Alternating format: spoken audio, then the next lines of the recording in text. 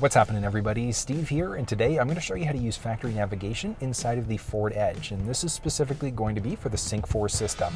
Really straightforward to use, it's kind of neat. Let's go for it. So starting off, we've got quite a few options. Searching for addresses is very straightforward, so we've got the option of looking for a home or work address. We can look at recents, we looked at our saved options, so we've got fuel prices, dynamic pricing, trips, search tools, so many different options. One of the cool things is that we could search by address if we want to that way.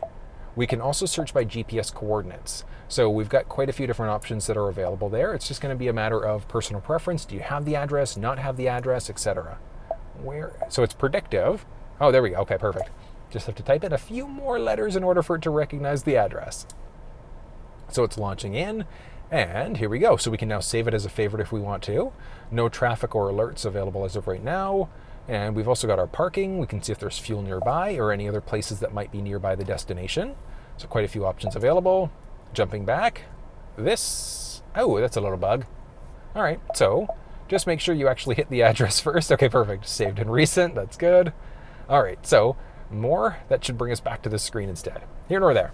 We've got vehicle range based off of our current fuel, routing preferences as well. So we've got our faster time, we can avoid certain things, etc. I'll show you that one in a second. So let's just select the address. We can add in different destinations if we want to. We can save, we can go. Obey traffic laws. Be alert and use voice commands while driving. So it tells us where we need to go. Please We can drive to highlighted route. Don't mind if I do. So we've got our trip overview along the side. We can button press there to hide the screen. Press this to bring it back again. We can press the X button if we want to, so we can delete the entire route, parts of the route, etc. So it is kind of nice because we've got the flexibility of adjusting and adding waypoints if we're taking multiple addresses or we're taking multiple stops.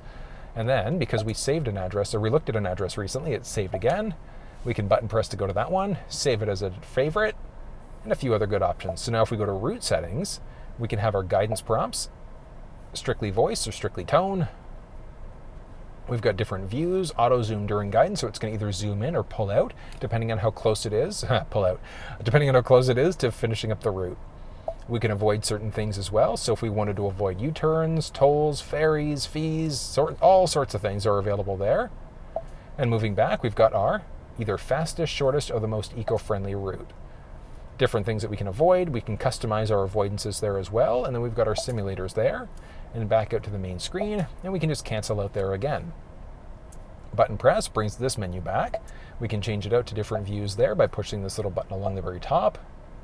And one thing there, so this little button is grayed out, and the reason why is because we don't have an address set up. So I want to show you something. Let's look at our recents again. Go back to the address here, go, and watch this. To highlighted route. So now we can push that button in order to look at our full route. We can look at the endpoint or back again. We can rotate a few different ways as well if we want to, which is kind of neat. Button press again there in order to be able to cancel the route. So it's very straightforward in order to be able to use the navigation inside of this thing. Along the very bottom, we've got this, which is going to let us know. So we've got exit services, traffic and alerts, parking, weather, things like that. Series of different options for setting as well. So we've got our notifications, traffic data, and things like that. Now, one thing you may have noticed, certain things are currently grayed out. So weather's grayed out and a few other things. So you do actually need to make sure that your vehicle is fully connected in order for these things to actually work. So as I mentioned, 3 months of service inside of the base versions of the vehicle with the option of a 3-year, depending on which version of the vehicle that we're in. And from there, we've got our current directions. So it's kind of neat. So we can also see our elevation. We've got our location, travel distance, etc. Hitting this button gives us all of our GPS coordinates, current street info, drive. Oh, this is kind of neat. Lets us know. Oh, cool. We've got options for different hospitals. So if we want to find essentially different point of interest icons, or point of interest, I should say, we've got the flexibility to do it. We've got our current elevation along the bottom right as well. So factory navigation is very straightforward to use. I do love that we've got the flexibility of searching for addresses normally. We can also search by GPS coordinates instead. If you're going off-roading, you don't physically have an address for where you're going. So it is nice we've got that as an available option. But one of the cool things is that even if you don't want to use the factory navigation, we still do have the flexibility by connecting our phones through the Android or iPhone devices to be able to connect through either Android Auto or Apple CarPlay. Now, one cool thing on the Apple CarPlay side of things, Google Maps, Apple Maps, or Waze are available. And then on the Android Auto side of things, we've got Google Maps, and we've now got Waze as an available option too. You do have to have an account set up through Waze in order to be able to connect it, but it is there as an option. But if you're looking for a walkthrough on how to set up Android Auto, Apple CarPlay, etc., check down in the description for that walkthrough instead. But it's kind of neat. We jump into our settings icon there. Go to our map. Oh, this is actually something I didn't cover off. Perfect. Let's go through our navigation settings. So we've got our map and vehicle. So we've got our different map views, map layers, and we can look at our installed maps. Oh, installed maps, so we can see exactly what map we're currently using. Back again. Different options for guidance. So we've got our voice command prompts. Do we want to have views? So zooming in as we get closer to an upcoming turn.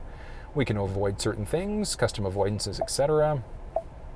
Different options for searching. Options for traffic, so we can turn on our traffic alerts, etc. Notifications, we can also adjust all of these notifications. So when we've got a hill coming up, finding parking, range warnings, so as we're running out of gas, it's going to let us know. So quite a few different options available for notification. And then user data, we can clear all of our trips, export our data, etc. And then we've got our basic about information there as well. So many options available in the screen. So that was pretty straightforward, not overly difficult to use, but if you ran into any problems, you have any questions, drop down in the comment section below and let me know. I'm more than willing to talk you through any issues that you might be having. But if you enjoyed the video, thumbs up, share it with your social networks, and until I see you next time, take care.